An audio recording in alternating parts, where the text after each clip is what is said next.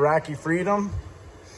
He served for 24 years, and he's going to now tell us a little bit of story for hometown. Thank you, Les.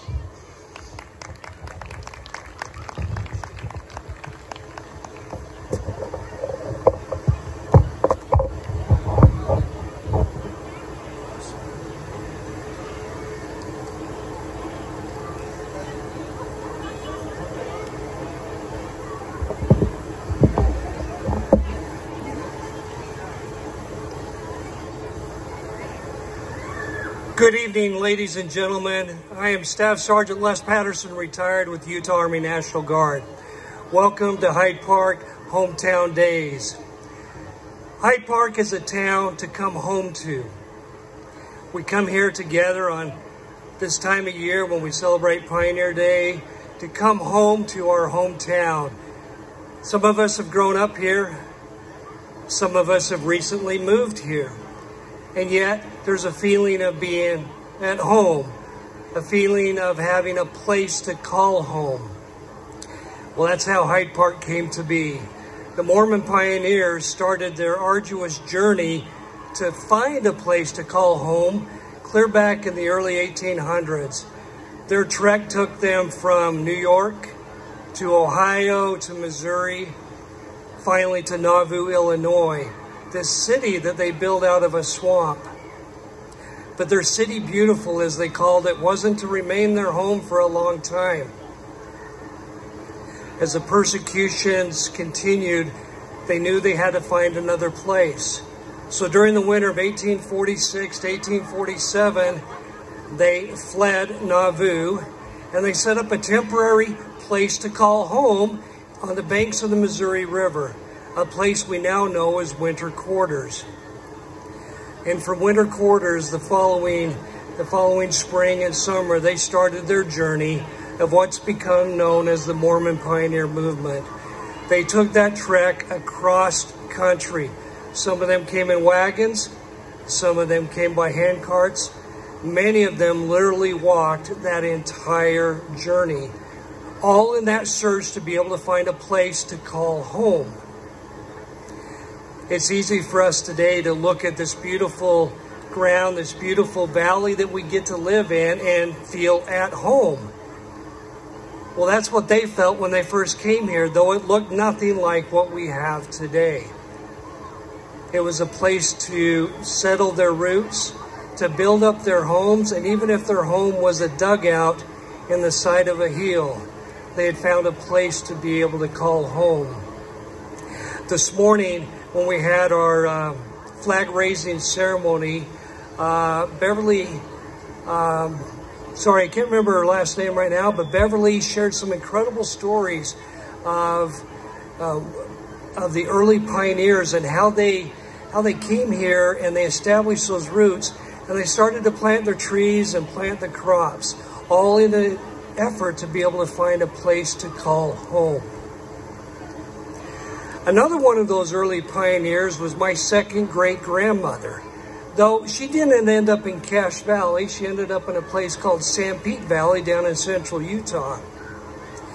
And my grandmother, her name was Christine Marie Jensen. She became a member of the Church of Jesus Christ of Latter-day Saints when she was just a teenager. She was 16 years old. And she came to America all by herself, because her family couldn't afford to send everybody. And so they sent her, a 16-year-old girl. Think about where you're at. Think about your children that are teenagers. Think about you that are teenagers. Would you get on a ship all by yourself and sail to a new country, all for a desire to be able to find a place that you could call home? Well, eventually Christine made it to Utah, and she made it to Sanpete Valley. But on her journey there, she ended up falling out of the wagon, and she was crushed by the front axle and the back axle of the wagon. Can you imagine that? She's crushed. So many on that journey didn't make the journey. But Christine, my second great-grandmother, had this incredible amount of faith, and she asked for prayers. She asked for a blessing. And in that blessing, she was promised that she would live to a ripe old age, and she would live to be able to see the right place, what we now call Utah. Well, my second great-grandmother, she did live to a ripe old age of 98.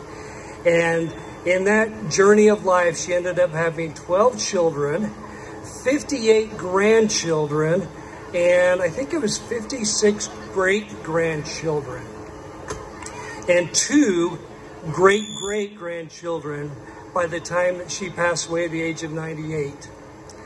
I am the same generation as those 2 great-grandchildren, or great-great-grandchildren. All of that was so she could find a place to be able to call home.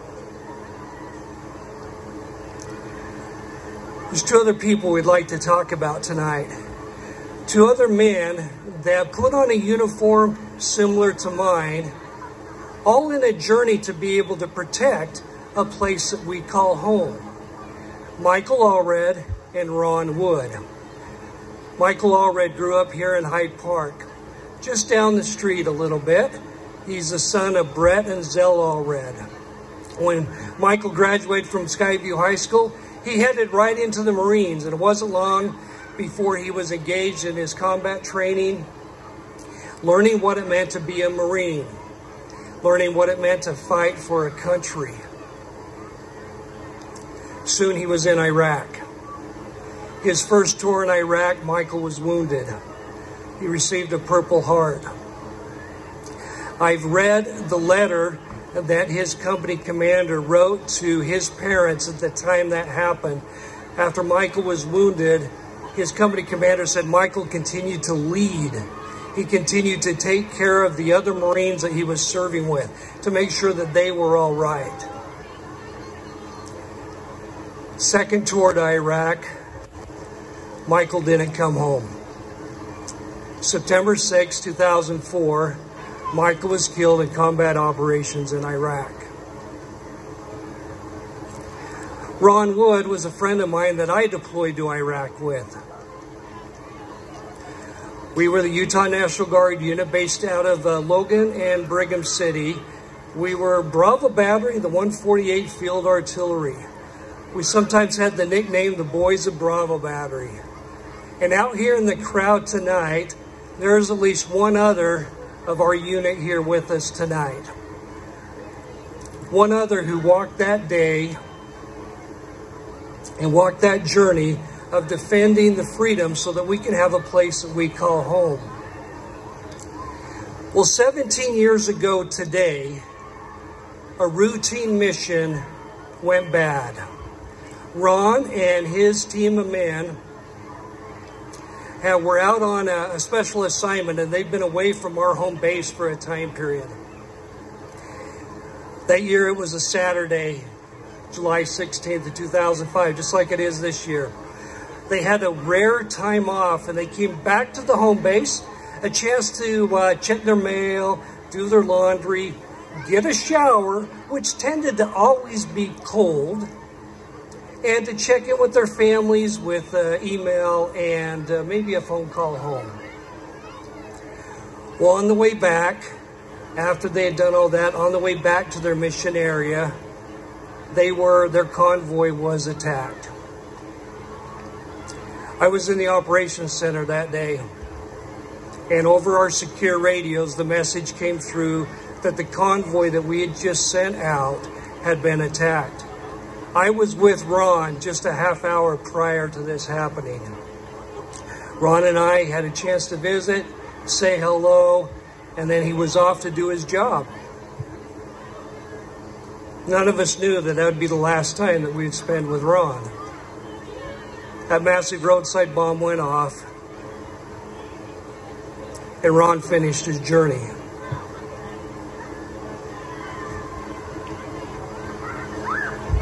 Also, we could have a place to call home. Around us tonight, we're surrounded by family and friends, some that we see all the time, some that have come in for the weekend, some that are new neighbors, some that are old neighbors. and we call this place home. Some of you may be visiting today from another town, but you have a connection here, something that feels like home. And I would guess that you have that connection with the place that you live. It's a place that you call home.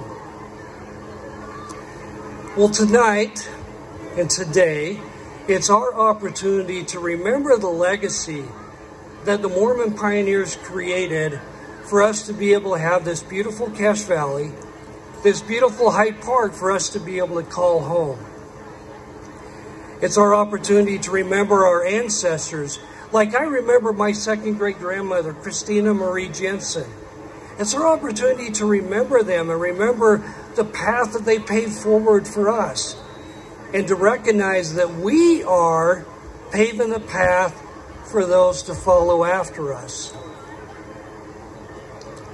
And it's our opportunity to never forget the legacy that Michael Allred and Ron Wood and many thousands of others who have paid that ultimate price, who, as President Abraham Lincoln said, who have laid the ultimate sacrifice on the altar of freedom. It's our opportunity to honor their legacy, to never forget the price that's been paid for this place that we call home. My friends, tonight, may you feel at home. May you enjoy this place that you have, that you get to call home. And I pray that our Heavenly Father, that God will bless our beautiful Hyde Park in Cache Valley, will bless our families, and will bless this beautiful country, the United States of America, a place that we get to call home. Thank you. All right. Thank you, Les Patterson. Appreciate it.